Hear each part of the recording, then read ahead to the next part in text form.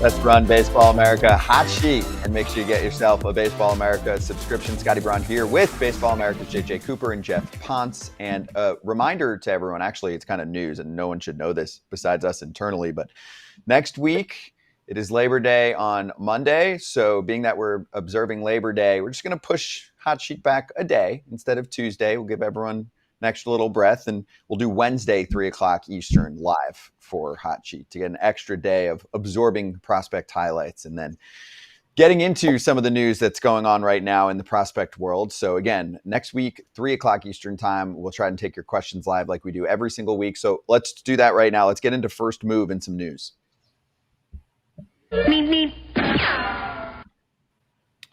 So the Red Sox, as a major league ball club, are spiraling down out of playoff contention, and they do have some exciting prospects that are getting closer to getting called up to the show.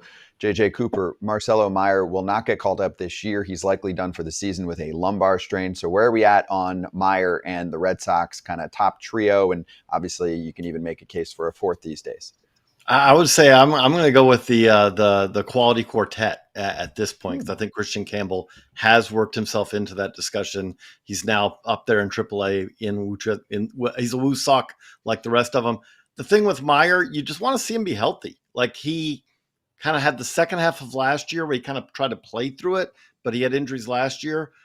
Injuries again this year. This kind of shut him down a little early. Now, the debate several years ago now in the draft was Jordan Lawler or Marcelo Mayer. Of the two, Mayer has actually been the more durable of the two, but this is a concern with both guys. It doesn't mean that they're, not going to have a long stretch of health going forward, but you do kind of worry about these things. Anthony Rendon's always the guy that comes to mind for this. Anthony Rendon kind of had a series of freak injuries, I guess you would say, when he was at Rice early in his pro career. Then he had a stretch of really durability, and then the health issues came back. But Geoff, kind of, are you worried about this with Mayer, or is this more of like a little blip? Yeah, I think absolutely I'm worried about this with Mayer. Consistently he's shown that he can't really stay healthy. We've had multiple years in a row, and these aren't like broken hands. This isn't a hamate bone or something like that just happens from playing the game. It's a lumbar injury. He had a back injury last year. Backs typically don't get better. They're more often than not degenerative. And I think that's a major concern when you think about how he stacks up with the rest of this group. There's maybe opportunity there in Boston at shortstop. It's going to depend upon Trevor Story's health. So you're sort of maybe replacing one player with another guy who's less healthy. I just don't know how he fits into the plans if he's going to be fully healthy next season. I think some of the whispers I've heard is just a greater commitment by Mayer in the offseason and in season, just in terms of the maintenance lifting and that sort of stuff, and just really improving, his physicality and, just his endurance. And I think that's been a lasting concern, something that's been around for a couple of years. It sort of has struck again. And it's not great the way that this injury played out either. It was sort of, he's down for, a couple of weeks and then he'll be back. He gets the promotion to AAA. There's kind of whispers at that point that he maybe plays later in the week. And then he gets shut down. He's on the IL. And now we hear a couple of weeks later that, he's out for the remainder of the season, which isn't great. So what about you, Geoff? Where are you at on Red Sox prospects? And, do you think that at least a couple of these prospects in the, what did you call it? The quality quartet? Quality quartet. The quality quartet. What do you think about the upside of what's coming next for Boston? Because, fans in Boston are getting impatient. This year's been a surprise for the ball club, but they're not going to be in the playoffs again. So it is what it is, and they want to know what's next. Yeah, I think, this has been a bright spot season for the Red Sox overall, just based on what the expectations were. I think there were some dreams in the early part of the summer that they were going to catch the Yankees or the Orioles. They just weren't built like that. I don't think the amount of players that they needed to improve the club this season to make a playoff push were really available on the market in a realistic way. And if so, they would have had to have parted with, some of this quality quartet up at the top. We talk about Mayer. I think the conversation now sort of moves to, is Anthony number one? For my money, I've been in this train for the better part of a year. I think, you look at the production, you look at the combination of quality of contact and just absolute legitimate power, like 70 grade raw power. You look at I did an article last week where we looked at the percentiles in terms of, hitters under 21 and where they ranked in the greater scape of the minor leagues. In terms of the exit velocity numbers, Marcelo Mayer is 99th percentile. It's, right on par with James Wood. It's not all that different. It's a different package. It's not quite as big, but still a bigger guy, a left-handed power hitter in Fenway Park that has that 70 grade power, that he can hit it out to right field. I think people forget, just because they see Pesky's bowl, how deep right field and the bullpens are to really hit the ball out to right field there. You have to have legitimate power. We saw Andrew Benintendi hit a lot of warning track fly balls because he didn't have that sort of pop. Anthony has that sort of pop with bat to ball skills, with excellent approach. He has the ability to play all three outfield positions. I think that he has, multi-time all-star upside. I think of all these guys, Anthony's the one I'm most excited about. I think you have a franchise catcher or an everyday catcher in Kyle Teal. JJ will attest. I sit and I watch this guy, and I kept poking him at the Futures game saying, it's Kyle Teal, good ball player. Just does everything really well. All the little things, we heard on this show, at the prospect pad about the guy's work ethic and just the amount of over the top work this guy will do. He's just a grinder. And I think Boston fans are going to really gravitate toward that. And then you have Christian Campbell, who probably has the best chance of breaking camp as an everyday player next year with the Red Sox. The second base position has been a hole for a long time. And I think Campbell has proven that he's hit at every level of the minors. It's continued to work. He's hitting for contact. He's hitting for power. There's speed there. He can play multiple different positions. But I think second base is his best defensive position. He's probably the best defender of the players they have available. He's surpassed Vaughn Grisham for sure in my mind at this point. Okay, so some of those players are coming soon, right? As early as maybe next year, breaking camp. But let's get to September, right? September's right around the corner, JJ. Dylan Cruz just got called up. I know you joined us on Foul Territory to talk about Dylan, and we just saw him in his debut, and hopefully he becomes a very valuable member of the Washington Nationals. What's next? Who else could get called up between now and the end of the season that we should be keeping an eye on? It is a lot more anticlimactic than it used to be. We had the 40-man roster. Anyone on the 40 could be called up, and so you had this onslaught of players. Now it's basically 2 players. So kind of a lot of these prospects who we're looking forward to already are up. But the one that I'm kind of keeping my eye on is Jason Dominguez, who was up as the extra player, the 27th player for the Little League game, I guess a week ago now.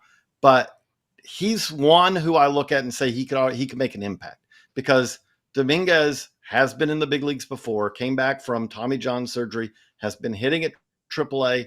And if you're a Yankees fan, I'm not telling you anything you don't know, they're kind of lacking production in the corner outfield spots. Alex Verdugo has really struggled, especially second half of the season. I'd be interested to see if Dominguez gets that call. He's already on the 40-man. And then if he gets that call, could he end up showing in September that he could be their everyday left fielder come October? That's a guy who could be coming up for more than just a cup of coffee, more than just getting acclimated, but actually to make an impact. Jeff, what about you? Yeah, sure. I think, my next guy is Quinn Matthews. He doesn't have the 40-man roster status at this point, but I think, he's definitely in the mix with this Cardinals rotation next year. It's sort of been the experiment of taking these soft tossing lefties from college baseball that have these pitchability skills, that have the ability to eat innings and get deep into starts. Matthews has shown that this year, plus really improved stuff. I think we've talked about him on the show multiple times. Up 94 and 95, sitting there consistently in the four-seam fastball. The added power across his arsenal, I think, has really put him squarely in the conversation for, best pitching prospect in the minors this year, and certainly the best pitching prospect that the Cardinals have developed in quite a while. So I don't know if it's a sure thing that he gets called up. He's still in AA, but he's been dominating. And I think that some sort of promotion is looming, whether that's to AAA over the last couple of weeks, or maybe they do give him a look-see in the major leagues for a couple of starts and see how it goes.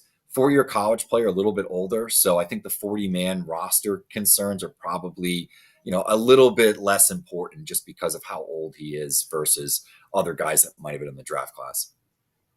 Okay, so if anyone has any other ideas or questions about September call-ups, we can certainly field them here and try to get to them at the end of the show. Before we get to the top pick of this past draft, let's get a little sponsor shout out in here. So today we wanted to introduce you to an amazing tool to increase energy levels that's called Lumen. It's also a way to help you feel better in your body, to lose weight, and really to maintain healthy weight is a big key in terms of what they're bringing to the table here. So Lumen gives you recommendations to improve your metabolic health based on the context of your breath measurement. So whether that's the first thing in the morning or before and after meals and workouts, it's a tool that you can use that measures metabolic measurements. About 55 million metabolic measurements have been logged by Lumen, and they're the leading experts on metabolic health. So their recommendations are science-backed, personalized to your measurements, so you know what you're doing and what's best for your body. All you have to do is breathe into your Lumen first thing in the morning, and you'll know what's going on with your metabolism, whether you're mostly burning fats or carbs, and then they'll give you a personalized nutrition plan for that day based on your measurements. So scan that QR code on your screen. The code is HOTSHEET, HOTSHEET, for 15% off your Lumen. That's lumen.me. lumen.me is the website, and use the code HOTSHEET or hit that QR code on the screen right now. Start taking charge of your health today.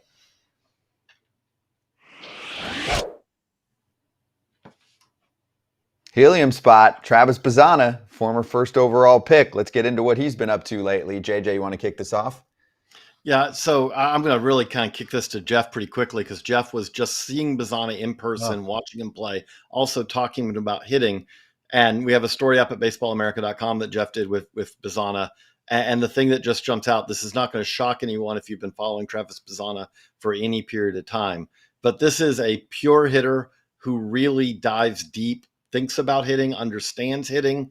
And Jeff, what did you come away? What was it that really jumped out to you after kind of your deep dive conversation? I know you've been having a lot of fun conversations about hitting, but what is it that Travis told you that really stood out? Yeah, I think it's just number one. My impressions of him is just how cerebral he is about hitting, just the detail in terms of the work that he puts in off the field, knowing his identity really well, and just in terms of the things that he needs to be doing well to be at the top of his game. And, that could come down to tracking metrics, and just part of his process is looking at a variety of metrics overall, over the course of a series or course of a season or a given sample size, but also, after each game, he's getting the TrackMan report. He's sort of looking at where balls were in the zone, a particular looking strike he might have taken that he didn't think was a strike. Was that really a strike, or vice versa? And just making sure, I think the big thing that he kind of communicated was just having a plan, being really, really stubborn within that plan. That was a word that he used quite a bit when talking about it. Just what pitches to swing at and what pitches not to swing at, and that sort of thing. I like it. And obviously, what about interview-wise as a person? Like, I'm interested to see what he looks like on the field, of course, but I'm also biased because I'm in the media. Do we have a great interview on the way to the big leagues eventually? Yeah, I think so. And I think there's probably a little flair that's added to it because of the Australian accent and just having an unusual background and some of those things. But when you get into hitting with Travis and you just talk about the game, you see about all the different angles in which he sort of approaches hitting on a day-to-day basis. The other players that he looks up to, one player in particular that he constantly went back to was Juan Soto, and just how stubborn Juan Soto is in terms of his approach, and why he's somebody who's able to not only walk at a higher rate than anybody else in baseball, but also slug at a really, really high rate, and just have that elite combination of on-base ability plus power and hitting. And he talked a lot about batted ball angles. He talked a lot about, just being sort of positioned behind the ball and just matching that angle of the ball consistently, and just how Soto in particular has room for error. So I think when you hear him talk about other players and talk about himself, and just, how eloquently he kind of can go between both and kind of draw the comparisons, I think this is an excellent interview that's going to be coming. So a lot of fun. Plus, like I said, he's Australian, so you get that Crocodile Dundee type of flair too, right? Yeah, I like that. Yeah, I've interviewed Curtis Mead a few times in the past, so you get get a little different accent coming your way to the big leagues, and hopefully that's soon for Travis. So make sure you check out that article posted on Baseball America from Jeff, coming soon. Jeff, great to see you. We'll see you next week. A lot, man. Always happy to be on. Thank you. Appreciate you. And before we get to Carlos Collazo to talk a little draft, let's get to one fan question from Swish. Thoughts on Peyton Eels, JJ? Indy League success story, signed by the Twins and has been solid. What do you think? Yeah, so this is kind of what we're hoping, I guess MLB's hoping to see, which is we have a shortened draft now, 20 rounds. Ely's, I think it's Ely's, but I'm not sure on that, but is Coastal Carolina star, was kind of a little bit older, is really short. I mean, that's the main thing, 5'5", 5'6". So he's a guy who didn't pass kind of like this is the prototypical guy to get drafted. But hey, he went to, he was signed with the Atlantic League, jumps to the Twins, and 3 levels, hits AAA, and he's hit everywhere he's gone, has a really good batting eye. It's a very small strike zone, makes it hard to, he knows what he's doing at the plate. He's already a success story because he's had a great year that's reached AAA, but this is the guy I don't think he's going to ever probably be a big league regular, but I do think he has a chance to be a big leaguer at some point, which is a huge success story for signing a guy out of a partner league. And he's definitely a name. By the way, Twins, not just that. Carson McCusker, who just got promoted to AAA as well. We talked about him on the Hot Sheet show early in the season. Massive power. He's the flip side. He's this big, massive, tall dude who, there's some strikeouts there, but there's also massive power. And he showed that this year. So the Twins have really gotten some success from the indie ball / partner league route. Yeah, and you're right. I mean, the league definitely wants to see that succeed, where you get players coming from the independent leagues and then to the minor leagues, and then, hopefully some success stories up to the show. And there's our friend joining the show right now, Carlos Collazo from Baseball America. All right, here we go. We're already on to 2025. Carlos, let's dive into the 2025 draft and what you're working on right now. Yeah, let's do it. Happy to. Well, I got some good news for you guys. It does seem like the 2025 class is a bit more exciting than a year ago. I know it was a fairly low bar, especially on the high school side, one of the weaker high school classes we've seen in recent years. But recently, over the last few weeks and months, it's been summer showcase season for me. That's meant focusing on a lot of high school players. And the high school class, I think, is fairly exciting this year. Obviously, a lot of people already know about Ethan Holliday, the younger brother of Jackson Holliday, who is at the very top of the class at this point. He's had a fair summer, I would say, but I'm really excited right now about a high school pitcher. I can maybe get some pitching propaganda in here. I love those profiles. I love to dream on the upside available. And that's Seth Hernandez, a Corona High School right-handed pitcher. He is probably better at this point than any pitcher we had in last year's class. We've got another chance to find a prep pitcher inside the first 10 picks of the draft. Not sure if that's something that really excites you guys or something that you're hesitant about. I know a lot of people really prefer hitters, college players at the very top of the draft. You just have less risk and a little bit quicker path to the bigs. But for me, Seth Hernandez is one of the more exciting high school pitchers in recent years. I think he's earning some Dylan Lesko comparisons already. And while saying that right now maybe isn't the most sexy thing in the world, just given some of his command issues in the past, I really do think Lesko for me is probably the most advanced, polished, and exciting high school pitching prospects that I've ever seen. It's either Lesko or Mackenzie Gore, given what they are doing at this stage in their high school careers. And Seth Hernandez is a guy who is sitting in the mid-90s with his fastball. He's touching 100. He's got an outlier changeup that you really don't see that often for high school players. I know JJ and I a few years ago dove into just how often do you see 70-grade changeups for high school pitchers, with Dylan Lesko and Brock Porter having 2 tremendous ones. Seth Hernandez is a player who already scouts are asking me, hey, is this the best high school changeup we've seen? Carlos, you're scaring me a little bit here because you dropped to Dylan Lesko, then you dropped to Brock Porter, and you're trying to sell the it risk here. with high school pitchers. We are demonstrating some of the risk here, because obviously Porter's had a year that has not gone as he wanted to go either. But I would say with that, the other thing I always like to say with this is 7 years. Whenever you draft a prep pitcher, especially a first-round prep pitcher, think of what you're hoping to get something really all click 7 years later. It's funny when we say this, Hunter Green 2018 draft. Okay, look at him now. Look at Mackenzie Gore, who's kind of I think, run out of gas a little bit, but look at where kind of his development is. 7 years from when you draft them. That's what it also makes it a little tougher to take these high school guys, especially these high school pitchers at the top of the draft, is that I think that's generally a pretty good rule. There are exceptions to that, but if you look at it time after time, it often takes 7 years from when you draft a high school prep pitcher, first round, to when he kind of, it all clicks.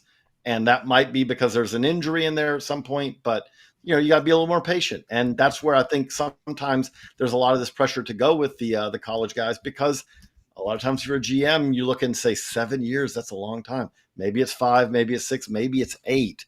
But, on the college side, we often have 1, 2, or 3. As we're talking about Dylan Cruz being up, we're looking at the first, the second, the fourth, and the 6th picks from last year's draft are already up in the big leagues. So you have to be a little bit more patient when you take these prep arms at the top of the class. Yeah, It's funny. absolutely. I mean, Yeah. Oh, go ahead, Scott. Sorry. I was just thinking about taking this up to the big league level where, on foul territory, we'll often joke 5-year plan or even a 7-year plan for GMs when they take over, and how that buys them a lot of time. Yet I also do think there is a tendency nowadays to push towards the college ranks, because you can get that instant return, right? Like if you're running a front office, you not only have to put wins together and, get butts in the seats, but the person above you, the owner, who's probably not paying as close of attention, is he going to see that college player that quickly gets to the show and he's polished and has less risk, or the higher risk, maybe higher reward guy 7 years from now? Who the heck knows what you'll be doing in the job situation there too, right? So when you start to add all of that up, it does make it a tough sell. Yeah, it absolutely does. I mean, from my perspective, there's no money on the line, so I really like these high school players. I think in general, you get a more exciting package of athleticism and an upside with these high school players, because the elite guys in every draft class are just getting drafted straight out of high school. They don't really make it to campus. The Dylan Cruzes of the world are the exceptions, not the norm. Maybe that's changing slightly in this new era as more and more college players get drafted. But I really quickly on this 25 draft class, just to hit on this element of the class that I think is fascinating. It's very West Coast heavy this year. And I think particularly on the high school side, 16 of our top 25 prospects on the high school class are in the western half of the country. And then specifically with Corona High School, the same high school that Seth Hernandez attends, we have 3 players, including Seth. We've got Billy Carlson, we've got Brady Ebel, who are all at Corona High School. It's got to be one of the most electric, high upside, like clustered talent groups of high school programs I can remember. I know Harvard Westlake in general is a program that we always talk about as having a number of players on the same team. There were a few pitchers in that specific team that were kind of scattered through different draft classes. But the fact that you've got 3 potential first rounders between Hernandez, Brady Ebel, Billy Carlson. Carlson is a dynamic 2-way player, shortstop and right-handed pitcher. Brady Ebel is another infielder who's one of the more advanced, polished hitters in this high school class. The fact that we could have 3 first rounders from Corona High School is awesome. I think I'm rooting for that personally. I think it would be cool to see. But a lot of scouts are going to be spending a lot of time on the West Coast this year. Maybe we should do the draft at Corona High School next year. Yeah, that'd be a blast. And move the date, but whatever. Topic for another day. Just sneaking that in there. Anyway, all right. So good stuff on the draft. We'll have Carlos hang around with us for a couple more minutes as we get to a couple fan questions, which we always encourage here, and we try to get to as many as possible, especially if they make sense. So Ben, with the question on Cam Collier's walk rate, it has dramatically increased in the second half of the season, and in August he's been making a ton of contact as well. Could he sneak back into the top 100 with a strong finish, JJ? I think he could. I would still say it has been a very good finish. We wrote him up today in the Baseball America hot sheet story that's at baseballamerica.com. He's having a great month, a kind of a great finish to the season.